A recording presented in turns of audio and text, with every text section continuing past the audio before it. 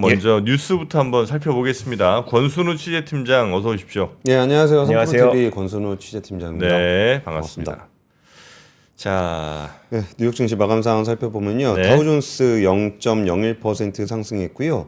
나스닥은 0.46% 상승했습니다. S&P 500은 0.16% 상승했는데요. 어제 얘기를 하고 보니까 목소리 상태가 별로 안 좋네요. 이게 요새 미세먼지가 네. 좀 많아가지고 맞습니다. 좀 마스크를 쓰고 다니시는 게 좀 좋을 것 같습니다. 저도 출근할 때 마스크를 끼고 오긴 했는데 네. 지금 목 상태가 조금 안 좋은 것 같습니다. 예, 그 소비자 신뢰 지수가 가파르게 꺾이면서 경기 둔화에 대한 우려를 좀 자극을 했는데 네. 지금은 경제 지표보다는 4월 2일에 상관세가 어떻게 될 것인지에 대한 눈치 보기 장세가 좀 이어지고 있는 것 같습니다. 네. 그러면서 은근히 좀 기대하는 부분들은 상호관세가 나오고 나면 이게 죽이 되든 밥이 되든 증시에서는 나오는 게 중요합니다. 네. 그러니까 안 나오면 이거 어떻게 될까에 대한 그 방향성을 못 잡게 되기 때문에 네. 이게 뭐 진짜 큰일 났다 그래가지고 빠지든 아니면 괜찮네 그래서 오르든 방향성을 잡는 거를 조금 더 이렇게 좀 좋아하거든요. 네. 근데 그게 사실 악재가 나오더라도 그렇게까지 빠지지 않을 수도 있습니다. 그러니까 뭐 무적의 선반영. 네. 이미 주가는 내렸다. 예, 이미 주가는 내렸다. 네. 그러니까 뭐 그거는 이제 끝났다. 불확실성이 해소됐다. 그래가지고 좀 오를 수가 있는데 그래가지고 지금 뉴욕 증시는 이렇게 소폭 오르고 있지만 네. 테슬라는 3.5% 올랐습니다. 우리 정프로님. 네. 태맨. 당분간 계속 보고 드리겠습니다. 네. 테슬라 주가 상황. 고맙습니다. 테슬라에 왜 빠져드는지 아시겠죠? 테슬라를 의심을 왜 할까 잘 모르겠습니다. 네. 그렇습니다. 테슬라의 변동성을 이제 한번 맛보면 네. 좀 짜릿함이 있죠. 예, 트럼프 대통령은 캐나다와 멕시코가 많은 진전을 이뤘다. 두 나라의 부과된 관세가 완화할 가능성을 좀 이야기를 했었는데 이런 부분들을 보면서 의외로 이게 그 관세를 상호 관세를 좀 강하게 매기는 것이 협상 카드일 거다라는 기대감들이 좀 많이 올라오고 있는 네. 것 같습니다. 자, 그럼 첫 번째 뉴스부터 한번 가볼까요? 첫 번째 뉴스는 어제 그 현대차 관련한 뉴스를 전해드렸었는데 미국 투자가 이게 그 만만한 투자가 아니다. 이거는 단순히 미국에서 생산하는 것을 넘어서 철강제부터 부품, 뭐 배터리, 뭐 관련 부속들 이런 것도 이제 공급망 전체가 미국으로 옮겨가는 변화이기 때문에 생각보다 이전의 그 변화하고는 좀 다른 양상을 좀 보이고 있다라는 설명을 좀 드렸었는데 네. 우리 트럼프 대통령이 이제 럼프 형이 이 위대한 진정 위대한 기업인 현대와 내가 함께하게 돼서 아주 큰 영광입니다. 네, 네, 네. 그러면서 뭐 오늘 그는 아름다운 발표를 하게 될 것입니다. 그러면서 이렇게 엄청 하여튼 띄우더라고요. 예, 그리고 뭐 현대차 정의선 회장도 우리 트럼프 대통령과 함께 밝은 미래 정말 영광이다 뭐 등등의 가진 미사여구가 다 나오더만요. 역시 광은 하려면 제대로 팔아야 됩니다. 네. 이렇게 하는 건데 근데 여기서 제가 제일 인상적으로 봤던 거는 일단은 어제 악권에서 좀 설명을 좀 드리긴 했는데 그 울산 공장이 좀 걱정이 된다. 네. 네. 라는 얘기를 좀 드렸고 여기에 더해서 사실은 울산보다 더 걱정해야 되는 곳은 당진일 수 있다. 현대제철이 네네네. 당진에 있거든요. 이게 현대제철이 루이지애나 제철소를 만들게 되면은 연 270만 톤 규모의 철강제를 생산을 하게 된다는 거예요. 그럼 거의 국내 생산의 한 절반 정도 되는 네. 규모거든요. 그럼 현대차 그룹의 메타플랜트 아메리카와 조지아 공장, 알래바마 자동차 공장을 하면은 거의 한 100만 대 규모가 됩니다. 네. 근데 그 100만 대 규모의 자동차를 현대차가 지금 만들고 있고 여기다 20만 대를 추가로 만들겠다는 거거든요. 그러니까 어쩌면은 울산에서 입는 데미지가 20만 대라 그러면은 네. 현대제철의 당진 입장에서는 절반이 빠지는 모양새가 그러네요. 돼요. 네. 그러니까 현대제철이 뭐 미국에다 공장을 만드는데 굳이 당진에서 만든 철강제를 옮기진 않겠죠. 그러니까 미국으로 수출할 이유는 없잖아요. 네. 그래서 이 부분들이 좀 당진이 오히려 좀 더 걱정이 되는 그런 상황입니다. 그리고 이거는 사실 어제 현대차 뉴스는 좀 전해드렸는데 지금 요즘에 기업들을 보면은 이게 국정마비가 될 때 그래도 우리나라 사람들은 참 부지런하구나. 저 예전에 그 예비군 훈련 그 동방이라 그러잖아요. 저 지역 네. 민방위 같은 데 가면은 그때 그 저기 민간 뭐죠 그 음? 예비군 네. 대장님이 항상 하셨던 얘기가 동대장님들? 네, 동대장님들 예. 하셨던 얘기가 여러분 여기 앉아서 이렇게 그냥 시간 때우고 놀러 오신 것 같지만 그렇게 생각하시면 안 된다. 네. 예. 한국 역사에 정규군이 전쟁을 제대로 치르는 걸 본 적이 있냐. 항상 나라는 망가지고 의병들이 나서서 구한 나라가 한국이다. 네. 그러니까 전쟁이 나게 되면은 이제 정규군들은 생각보다 일찍 그 좀 전선이 무너지고 여러분 같은 민방위 대원들이 네. 열심히 해주셔야 된다. 물론 이렇게 교육을 독려하기 위해서 해주셨던 얘기인데 요즘에 진짜 그 국정마비의 모습들을 정말 실제 민낯을 보게 되면은 정말 어쩌면 나라 돈을 받는 사람들이 저렇게 할 수 있나 싶을 정도로 처참해요. 네. 그리고 이게 최근에 들었던 얘기 중에 제일 인상적이었던 100억짜리 문 얘기를 한번 든 적이 있었거든요. 네. 네? 100억짜리 문. 100억짜리 문이 뭐예요? 그러니까 미국의 통상 문제가 너무 심각해지니까 예. 우리나라 기업의 이제 대미 로비 그 하는 분들이 있잖아요. 네. 여기서 로비는 그 부정적인 의미의 로비를 얘기하는 게 아닙니다. 그러면은 이게 그 정권이 어떻게 바뀔지 미국 대선을 앞두고서 미국 정치권에다가 합법적인 로비 자금들 풀어가면서 네. 어떻게든 루트를 만들어 갖고 100억을 들여가지고 문을 하나 이렇게 100만 달러, 열어놨다. 100만 달러. 100억짜리 100억 한국 돈 100억 원짜리 아, 문을 그래요? 어. 그러니까 이 문 하나 여는데 100억이 들었다는 거죠. 네네. 예. 그러면 이 문에 들어가 줘야 되는 거는 공적인 인물들이 들어가 줘야 되는 겁니다. 공적인 인물이 들어갔을 때 민간은 옆에 살짝 따라 들어가서 같이 이제 거기에 대해서 좀 자기네들이 필요한 얘기를 하고 네. 그렇게 하는 국가가 해야 되는 역할이 있고 민간이 해야 되는 역할이 있는데 그 중에 민간은 어떻게든 이렇게 해가지고 창구를 열어놨는데 그 문을 나를 데리고 들어가 줄 공직자가 없다. 공직자가 없다. 그게 네. 지금 우리나라의 문제고요. 이거는 사실 여야의 문제도 아닙니다. 네. 여기서 여야 문제가 아니라 진짜로 이거 제가 구체적인 얘기까지는 오늘 못 드리는데 망해야 책임 묻는다라는 얘기를 대놓고 하는 얘기까지 들었었어요. 뭐가 좀 진짜 망해야 네. 그러면 이게 뭐 계엄해서 나라 망한 거 아니냐라고 주장하는 사람이 있고 탄핵해서 나라 망한 거 아니냐라고 네. 주장할 게 있잖아요. 둘 다 근거는 망해야라는 게 들어가는 거예요. 그래서 뭔가 하면 안 된다라는 네. 얘기를 공공연하게 하는 얘기를 듣고서 와 진짜 너무한 거 아닌가. 근데 그 와중에 민간에서는 어떻게든 살아보겠다고 여기 뛰고 저기 뛰고 공공에서 안 되면 우회하고 이 공공에서 안 해주면 저 공공 가고 좀 대신해 주시면 안 됩니까 부탁하러 다니고 이러면서 현대차가 지금 현대차가 했던 역할은 잘 생각해 보시면 오히려 정부가 했어야 되는 역할입니다. 네. 정부가 나서서 이제 대통령하고 세레모니 할 때 뒤에 기업인들은 옆에서 박수 치고 나중에 거기다 사이닝 이렇게 해야 되는 그런 모습일 수 있어요. 네. 그리고 이제 그런 부분들이 참 안타깝다는 생각을 좀 많이 하고 있고요. 그리고서 이번에 그러면 좀 다른 기업들은 어떻게 하고 있는지 계속 이제 야 이거 정부가 앞에 나서 줘야 하는 건데라고 생각하고 있다가 네. 현대차가 어쨌든 이제 뚫었잖아요. 네. 그러고 나니까 이것도 사실 백악관 쪽에서 요청을 했다 그래요. 이거는 이 정도 건이 되면은 그 저기 대통령하고 같이 발표를 하는 게 좋을 것 같다. 그러니까 트럼프 대통령도 광이 좀 팔리겠다 네. 싶은 거죠. 그래가지고 그거를 이제 백악관 쪽에서 요청을 했었던 거고, 그리고 나니까 이제 우리나라 기업들도 이제 다양한 방식으로 준비는 다 하고 있는 거예요. 네. 근데 거기서 뭐 예를 들어서 SK하이닉스나 삼성전자 같은 경우는 뭐 삼성전자는 한 54조 원 정도. 그러니까 사실 현대차보다 규모가 크죠. 네. 그리고 SK하이닉스도 한 5조 6천억 정도를 투자해서 공장 계속 짓고 있습니다. 근데 거기서 좀 삼성전자는 조금 걱정되는 부분이 이게 파우드리 공장을 짓고 있는데 고객사를 네.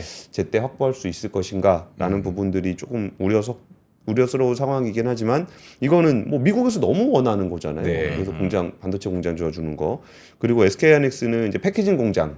그 디램 같은 경우는 한국에서 만들더라도 거기서 고부가 패키징 네. 하는 어드밴스드 패키징하는 공장은 이제 미국에서 좀 만들고 있고요.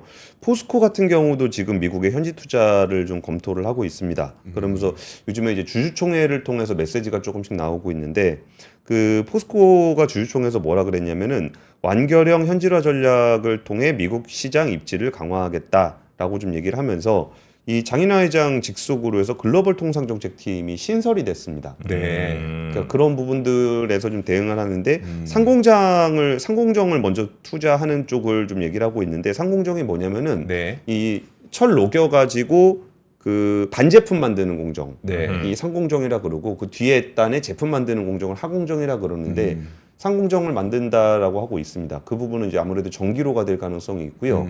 전기로가 돼야 될 필요성은 뭐냐면 고로는 이산화탄소가 배출되기 때문에 네. 친환경 제철에 대한 니즈가 굉장히 높아지고 있습니다. 근데 이것도 트럼프 대통령이 뭐 이렇게 친환경적이지 않다? 그거 아닙니다. 그냥 친환경으로 그냥 피시하게 얘기하면서 폰만 잡고 이런 걸 싫어하는 거지. 네. 뭐 이왕 짓는데 뭐하러 탄소 나오는 걸 짓습니까? 그렇죠. 네. 그러니까 전기로 얘기가 나오는 거고 전기로를 뒷받침해 줄 수 있는 재생에너지는 굳이 안 하지 않아요.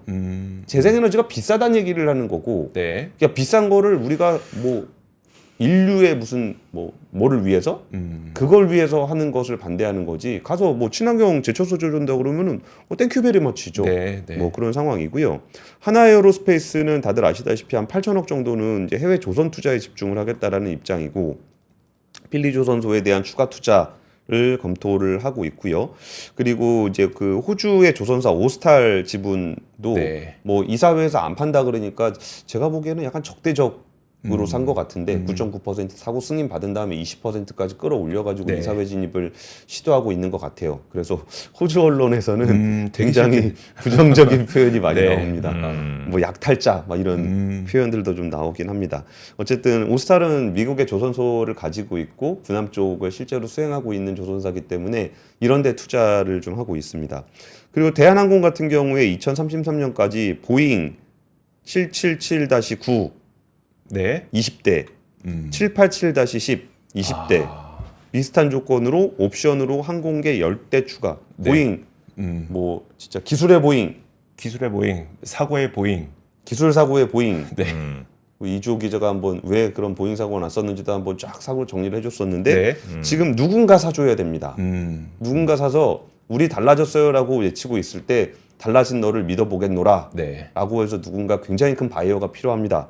근데 여기에 20대 추가 10대니까 거의 한 50대 규모의 항공기를 대한항공이 지금 사겠다라고 하고 있고 그리고 이제 G 에어로스페이스 항공 엔진과 관련해서도 11조 4천억 원 규모의 예비 엔진 8대를 도입을 하기로 했습니다. 네. 그래서 이거는 또 이제 대한항공 차원에서 좀 얘기가 좀 되고 있는 민간이 이렇게 열심히 뛰고 있을 때 그러니까요. 빨리 공직자들도 네.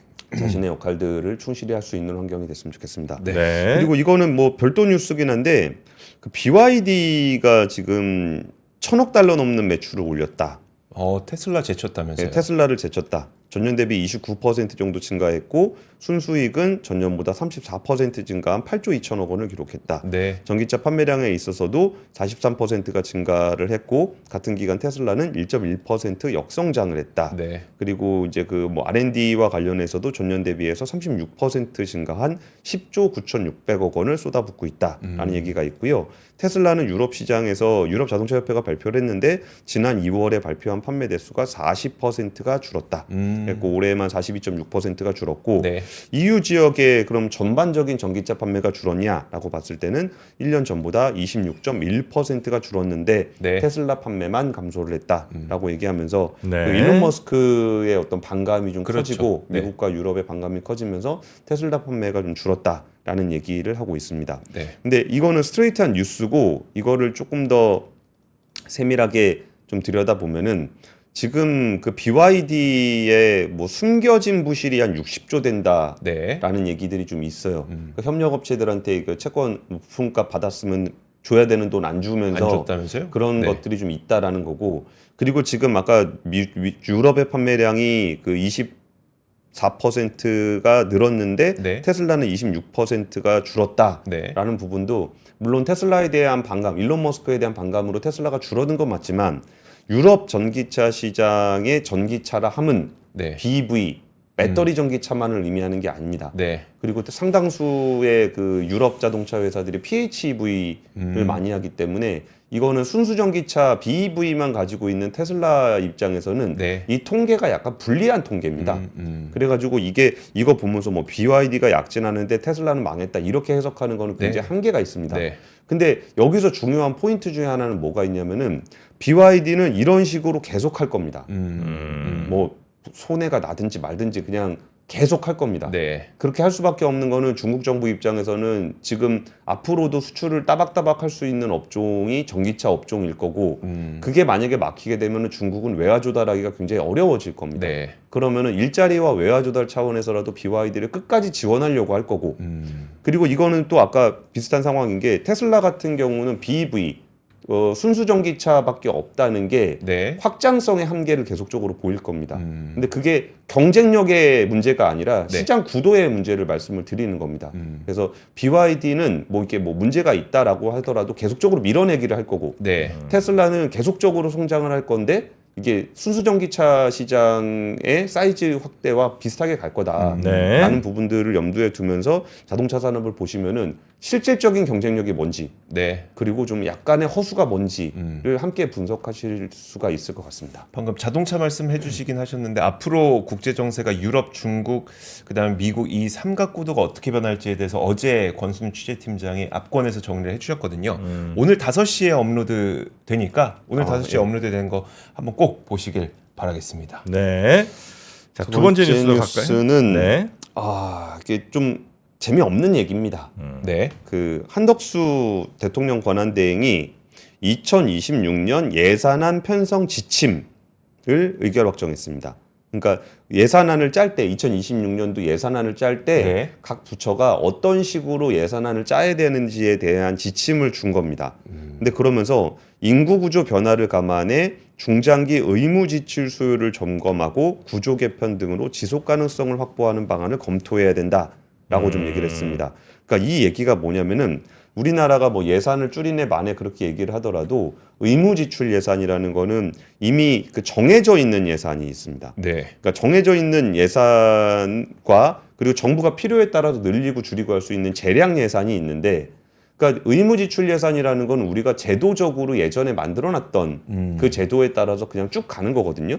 근데 같이 보시면은 의무 지출 예산은 계속적으로 늘어나서 2028년에는 무려 433조 원에 달할 것으로 보이고 네. 재량 지출은 그냥 안 늘린다고 하더라도 323조 선에서 계속 멈춰 있는 겁니다. 네. 그러니까 공무원들이 뭐 자기네들이 허리띠를 졸라맨다고 아무리 노력을 해봐야 여기서 의무 지출 예산이 433조 원으로 늘어나 버리면은 이게 우리나라의 재정 지출은 계속적으로 늘어날 수밖에 없는 상황입니다. 네. 근데 우리가 그냥 단순하게 생각해 보면은 예전에 모름지기 노인이라 함은 공경의 대상이고 약간 보호의 대상이고 우리의 어떤 성장기, 산업기를 이끌어왔던 네. 우리나라의 성장을 이끌어왔던 어떤 산업의 용사로서 아니면 우리의 선배로서 네. 이 분들을 지원하고 후원해야 되는 그런 의무가 자녀된 도리로 아니면 어떤 우리나라의 어떤 후배된 도리로서의 그런 제도가 형성이 돼 있습니다. 네. 그리고 그게 맞아요. 그게 맞는데 그 이후의 세대가 지나가가지고 우리나라가 이제 뭐 국민소득 10,000불 이상 되는 그 시대 그리고 예를 들어 부동산 가치, 자산 가치가 한참 상승했던 그 시기를 지난 그분들이 노인이 됐을 때 네. 그분들이 과연 지금의 청년 세대가 부양을 해야 되는 대상이냐고 생각해 보면 완전히 다른 문제가 돼요. 그러니까 그럼 그분들에게 지금 맞춰져 있는 예전의 노인들에게 맞춰져 있던 60대, 네. 70대, 뭐 70대 되시면 돌아가시던 그때 만들어졌던 제도를 2028년, 2038년까지 계속 끌고 가면 네. 우리나라가 지속 가능성을 확보하는 것이 불가능해져요. 그러니까 이런 부분들에 대해서 의무 지출 예산에 대한 구조 조정을 해라.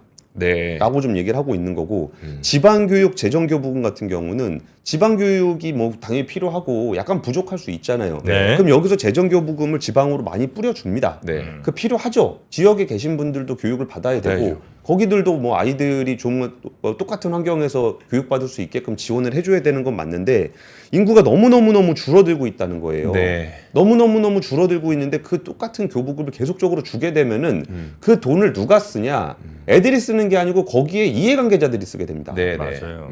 그러니까 그런 지방교부금 제도도 그 취지는 공감을 하는데 예전에 이만큼 정도의 아이들이 있었을 때 좀 더 나는 예산이 필요하다라는 거는 뭐 제도적으로 할 수 있다고 치자고요. 근데 이렇게 돼버렸을 때는 어떻게 될 것인지에 대한 제도 개선이 필요하다라는 겁니다. 근데 뭐 예를 들면은 그 전에 뭐 기사 나온 거 보니까 뭐래? 4명 가는 11명 가는데 전세 버스를 11대를 동원을 했다고? 왜? 그냥 써야 그렇대요. 되니까. 뭐 택시로 가는 것보다는 더 뭐 가격 비슷해요. 뭐 이런 식이었던 것 같아요. 써야 되니까 쓰는 데가 너무 많은 거예요. 그러니까 안 쓰면 내년에 주니까. 그렇죠. 그래서 이 지방이 진짜 공무원들 물론 뭐 당연히 전부는 아니고 뭐 일부겠습니다만 정말 너무 허무하게 쓰는 돈들이 정말 많더라고요. 이게 그 조선일보에서 표를 만들어 준 건데, 네. 그러니까 물론 이거를 트집 잡기식으로 이런 식으로 눈먼 돈을 쓰니까 문제야라고 얘기하고 싶지 않습니다. 네. 왜냐하면 저는 아까 구조적인 문제에 대해서 말씀을 드렸던 거고 그 사례를 좀 낭비 사례라고 해서 조선일보에서 정리를 한 건데 11명을 초청하면서 45인승 버스 4대를 임차했다. 그러니까 4명의 4대가 아니라 11명의 네네. 45인승 버스 4대. 그리고 교직원 공동 관사가 233억 원. 교직원이 몇 명 된다고 233억 원짜리 관사가 필요하겠습니까? 네. 그리고 공기청정기 51억 원.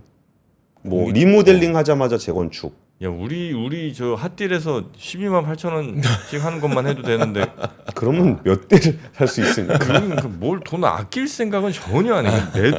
내 돈처럼 만약에 생각했으면 저렇게 쓸 수가 없잖아요, 그죠? 네. 그렇죠. 그렇다고 해서 이제 이거를 그러니까 이런 식의 일들 때문에 줄여야 된다는 얘기가 아니고 네. 아까 이 구조가 변했으면 그러니까 사회가 변했으면 사회에 맞게 제도가 변해야 되잖아요. 네. 근데 지금 이게 굉장히 저는 그 한덕수 대행이 맞는 얘기를 했었고 이 부분들을 이제 실제로 해야 된다라고 생각을 합니다. 근데 과연 대행 체제 이거 되게 어려운 거거든요. 네. 이거 다 지역표예요. 그렇죠. 정치적으로 건들기가 되게 어려운 거고 나라가 약속했던 걸 바꿔야 되는 문제이기 네. 때문에 굉장히 강한 리더십이 필요하고 그 이해관계자들에 대한 설득이 필요한 작업인데 일단 권한 대행이 이렇게 지침을 주기는 했고 네. 이 방향성에 대해서는 동의합니다. 네. 그리고 이 방향을 끌고 갈 수 있는 리더십은 솔직히 아무리 생각해도 권한 대행으로는 한계가 있다는 거죠. 그러니까 네. 저런데 그 지자체에 가보면 무슨 군수, 뭐 작은시, 시장, 뭐 이렇게 우리가 큰 데들은 뭐 광역시나 이런 데들은 그래도 관심이 좀 있고 누군지 대충 이제 알잖아요, 들어서. 근데 어느 지역은 이제 우리가 일일이 모든 지역을 다 알 수는 없으니까 그 지역에 누가 뭐 군수인지 지자체장인지 잘 모르잖아요. 네. 그렇게 관심 별로 없는 동네가 그렇게 좋다는 거예요, 군수하기가.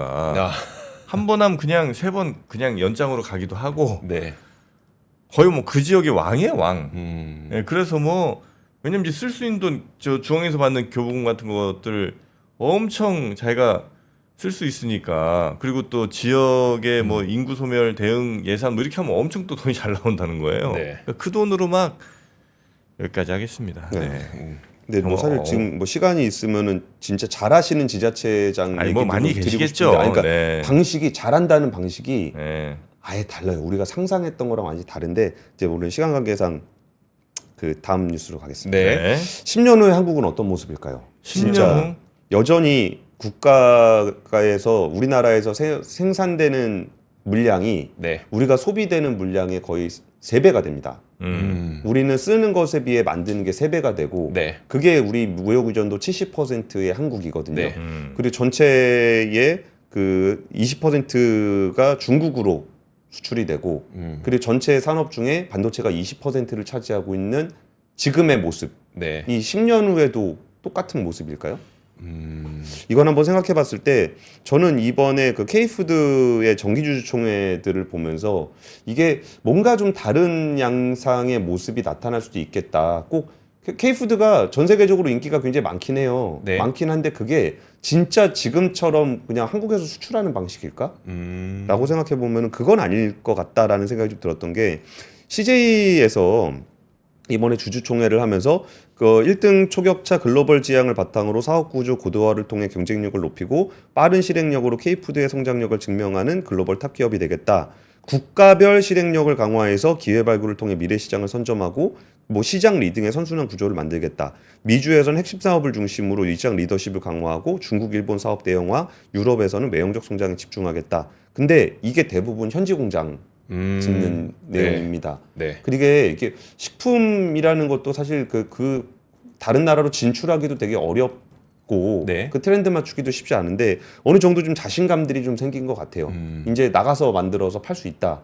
그리고 현지 유통망에 충분히 공급할 수 있다. 이런 것들이 생기면서 지금 이제 뭐 좀 특이한 거 삼양식품 같은 경우는 해외 공장이 제가 알기로는 아직은 없는 걸로 알고 네. 있거든요. 네. 근데 수출을 통해서 대박이 났는데 더 현지화를 강화하기 위해서는 해외 진출이 또 필요합니다. 네. 그래서 CJ나 농심 같은 기업들은 해외 공장에 대해서 굉장히 적극적으로 나가고 있고요. 롯데 같은 경우도 롯데 웰푸드 총회에서 지난 2월에 인도 푸네 신공장이 본격 가동을 해서 빙과를 확대하고 하리아나 공장에서는 빼빼로 현지 생산을 준비해 인도 내 롯데 브랜드 입지를 확장하겠다라고 네. 좀 얘기를 했습니다. 이게 인도에서 제일 잘 나가는 그 초코파이는 네. 오리온이 아니라 롯데입니다. 롯데죠. 아, 그래요? 네. 예. 아, 그래요? 예, 롯데가 먼저 나갔습니다. 오리온이 후발주자죠. 아, 네. 그래요. 예. 그리고 전 세계적으로 그 일본의 빼빼로보다 일본 빼빼로가 이름 뭐죠? 포키? 포키. 네, 아. 포키보다 롯데 빼빼로가 더 많습니다. 아, 그래요? 그리고 이거 소송도 했는데 네. 롯데가 이겼습니다. 네. 그래요? 그렇게 생긴 것만 가지고 특허 주장을 할 수 없다. 그렇지. 그래서 뭐. 하는데 롯데 전략에 뭐가 있냐면 생각해 보니까 이것저것 다 파는 거는 국내 시장에서의 다양성 확보를 위해서 필요한 거지. 네. 전 세계적으로 팔려고 보면은 한 품목을 끝까지 미는 게 낫다. 그게 주로 일본 기업들이 많이 하던 방식인데 네. 뭐 기꼬만 간장에 기꼬만 간장 말고 그 회사에서 뭐 나오는지 아시는 분 아무도 없죠. 네네. 네, 그리고 뭐 시치미 네. 그 양념. 네. 근데 그거 그 회사에서 뭐 파는지 아는 사람 없습니다. 그러니까 단일 품목만 인지도가 생겨도 그것만 해도 시장을 쫙 넓히면 꽤 글로벌하게 될 수 있다. 네네. 그래가지고 그 품목으로 지금 빼빼로를 얘기하고 있습니다. 뭐 딴 건 됐고 빼빼로 하나로 그냥 전 세계를 그냥 한번 잡아보겠다. 아, 빼빼로는 아몬드 빼빼로가 진리인데. 아, 그게 제일 맛있어. 그래요? 네, 다른 거 아무리 먹어봐야. 예, 아몬드. 저는 오리지널. 에이. 아이, 오리지널. 오리지널 못 쫓아가요. 에이, 아몬드가 맛있어. 전 누드. 누드가 그 안에 들어있는 건가요? 네. 예. 그리고 롯데마트 같은 경우가 지금 네. 롯데가 요새 국내에선 거의 보이는 게 없는데 네. 안 좋은 모습만 보이는데 동남아 진출에 굉장히 적극적입니다. 2021년에 롯데마트의 해외 매출이 1조 2천억 원이었는데 지난해 1조 4,900억. 잘 나가네요. 그러니까 한 2조 한 9천억 정도 네. 늘어나서 3년 동안 23% 성장을 했고 수익성은 한 50억 원 정도 되던 영업이익이 478억 원으로 거의 한 10배 가까이 급증했다라는 얘기를 하고 있습니다. 국내에서는 딱 봐도 뭐 쿠팡에 밀려서 안 될 것 같으니까 해외로 나갔는데 어쨌든 영업이익을 한 3년 사이에 10배 가까이 늘렸다. 물론 이 10배가 너무 낮은 데서 올라온 거라 큰 의미를 부여해도 되는지는 모르겠어요. 네. 그리고 지금 그 유럽에서 점포를 늘리고 있는 국내는 점포 줄이고 있잖아요. 점포가 늘리고 있는 숫자도 꽤 그 공격적으로 좀 늘리고 있어서 인도네시아와 베트남 쪽의 그 매장 숫자가 계속적으로 늘어나고 있습니다. 그래서 이게 그 인도네시아에서는 창고형 할인점에서는 현지 1위, 소매마트에서는 현지 3위, 한국에서도 3위. 그러니까 이제 거기도 굉장히 동남아 쪽에도 열심히 좀 나가 있는데 네. 그 부분들이 뭐 지금 뭐 되게 잘하고 있다라고 말씀드리고 싶진 않아요. 네. 근데 이런 시도들이 계속적으로 이루어지고 있고 그래서 제가 아까 10년 후에 우리나라 산업 구조는 어떻게 돼 있을까라고 생각하면은 그쪽에서 되면은 우리의 고용이 창출되진 않지만 뭐 배당이 좀 들어오는 네. 그런 구조가 되려나? 음. 뭐 그런 것들도 좀 생각을 해보고 있습니다. 네, 그래도 전 세계적으로 먹히는 제품들이 하나둘씩 좀 등장하는 모양이네, 이 푸드 쪽에. 아 장난 아니에요. 장난 아니에요. 네. 과일 1위가 한국산 딸기였습니다. 전 세계? 아니요. 거기 그 매장에서. 아, 그래요. 빼빼로 손잡이는 먼저 먹어요? 맨 마지막에 먹어요? 손잡이는 마지막에. 손잡이 마지막에. 손잡이를 먼저 먹으면 손에 초콜릿이 붙죠. 아, 그래요. 난 안 먹거든. 그래요? 아, 그래. 손잡이는 손잡으라는 거지 먹는 게 아니다. 나는 손잡이 안 먹습니다. 어. 역시 뭐 좀 있는 사람은 다르죠. 다르네. 여러분과는 레벨이 다릅니다. 와 이게 요 플레이트 뜯어갖고 이거 껍데기 안 핥아 먹으시고. 아, 껍질, 그러니까 그 피자 붙어 있는 테두리에도 붙어 있는 안 거. 예. 피자 뭐요? 테두리. 테두리는 그 치즈 잔뜩 들어있거나 아니면 이제 그 고구마 있잖아요. 그거는 조금 먹는데 없으면 안 먹지. 네, 여러분과는 다릅니다. 와. 신발은 뭐 신으세요? 신발은 아디다스 골프화를 늘 신어요. 요건데 말이죠. 우와. 어때, 이쁘지? 와. 예. 근데 진짜 이쁘다. 이게 바로 아디다스 골프화. 이게 예쁘네 이게. 네, 아디다스 골프화가 아주 예쁘게 나왔습니다. 어. 아이고야. 요거를 바닥도 뭐 일단 골프 치시는 분들은 바닥 굉장히 중요하게 생각하실 네. 수 있는데 바닥도 완전 이제 논슬립. 예, 그리고 트위스트 그립으로 여기 이제 비틀림이 별로 없습니다. 네. 예, 발을 꽉 잡아주는 거죠. 그렇군요. 예, 그래서 방수 기능도 있어서 뭐 필드에 나가셔도 안심하고 네, 치실 수가 있다는 거죠. 요거 뭐 라이트 그레이 그리고 다크 그레이 컬러는 두 가지인데 네. 제가 볼 때는 이 색깔이 조금 더 나는 이쁜 것 같다. 이거 예쁘네요. 네, 생각이 좀 듭니다. 네, 조금 튀는 거 싫어하시는 분들은 이런 게 더 좋죠. 네. 골프화. 네. 요거가 이제 245부터 280까지 나오고 있는데 제가 신어보니까 사이즈는 뭐 정 사이즈 여유 있게 나왔습니다. 요거는 그리고 저는 뭐 골프 치러 갈 일도 별로 없긴 하지만 네. 평소에 신고 다니는 겁니다. 평소에 신어도 뭐 특별히 뭐 불편한 왜 원래 골프화들 밑에 막 찡가는 거 그렇죠. 있잖아요. 네. 그건 이제 못 신잖아. 그렇죠. 이건 뭐 그냥 러닝화처럼 신어도 됩니다. 평소에 신어도 되겠네요. 예, 요거 99,000원. 어. 예, 국내 백화점 동일 모델로 99,000원에 저희가 네. 잡아왔습니다. 국내 정품이고 네, 국내 매장 AS 가능하고. 네, 한번 저희가 준비를 했으니까 요거는 뭐 평상시에 신으셔도 전혀 뭐 문제 없는 괜찮은. 그럴 것 같아요. 예, 뭐 골프 연습장 가서 그냥 또 신발 갈아 신기 괜찮아요. 이거 신고 계속 다니다가 그냥 골프 연습도 하고 골프장도 네. 가시면 돼. 네, 아디다스 정품 골프화 하나 가져와 봤고요. 골프 치러 갈 때 또 가방도 하나 필요하잖아요. 네, 그 골프 백도 갖고 왔습니다. 네, 골프 채는 안 갖고 왔니? 네. 채는 치우세요. 네, 요거는 네. 이제 핑. 예, 정말 나는 가끔 이게 골프 치러 갔을 때 누가 이 골프백 갖고 오면 난 왜 이름이 핑인가 했어요. 눈물이 핑 돌더라고. 나는 왜 이 골프백이 없었을까? 왜 이게 없었나? 눈물이 핑. 그래서 돕니다. 핑. 예, 그래서 여러분도 괜히 가셔서 네. 저처럼 울지 마시고 네, 눈물 흘리지 마시고 핑 골프백. 요거는 이제 17만 9천 원에 갖고 왔습니다. 네. 17만 9천 원. 당연히 정품이고 AS 다 가능하고 신발도 그렇고 요 골프백도 그렇고 굉장히 가볍습니다. 예, 한 손으로 한 손으로. 예, 굉장히 골프백 너무 무거우면 네. 저는 이제 보통 그 20kg짜리 골프백을 들고 다니는데 네. 예, 거의 뭐 이거는 등산 옛날에 그 행군할 때 느낌이에요. 예, 그럴 필요가 없다는 거예요.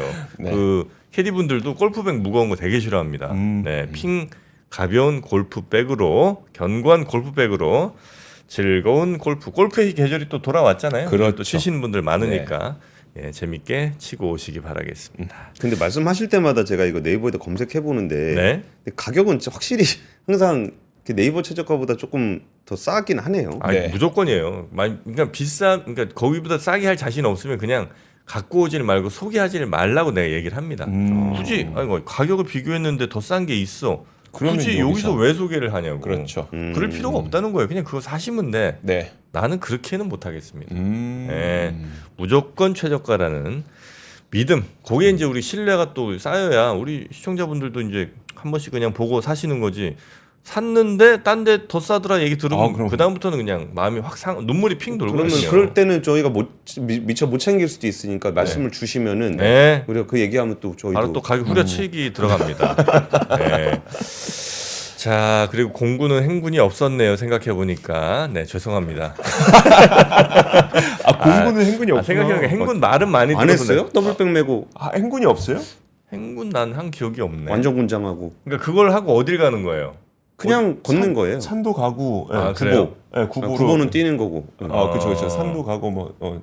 저는 이제 뭘 메고는 늘 차를 타고 다녀갖고 특별히 뭐 어디 막 뭐 메고 걸어다니는 경우는 별로 없습니다. 그래 죄송합니다. 공군 행군이 없었습니다. 네. 네, 사과드리겠습니다. 진실만을 추구하시는군요. 네, 이제 말하고 보니까 지적 듣고 보니까 제가 너도 한 줄 알았어요. 하도 군대 갔다 온 사람들 행군 얘기 많이 네. 해서 나도 이제 그런 얘기들이 이제 머릿속에 조합이 됐었나 봐. 듣다 보면 제 기억처럼 느껴지긴 맞아. 해요. 네. 괜히 나도 막 삽으로 막 뭐 이렇게 했던 것 같고 그런데 삽질도 한 적이 없습니다. 네, 우리 공군 부대는 그런 게 없어요. 자, 우리 권순우 팀장님 고생 많으셨고요. 내일 아침에 뵙겠습니다. 예, 감사합니다. 내일은 인덱스로 뵙겠습니다. 네, 고맙습니다. 감사합니다.